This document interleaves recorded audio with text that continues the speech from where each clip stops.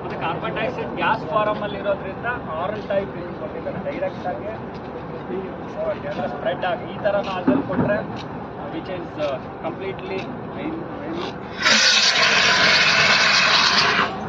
Sir. ಈಗ cylinder use ಮಾಡ್ತೀರಲ್ಲ, half cylinder ಆಗಿರುತ್ತೆ.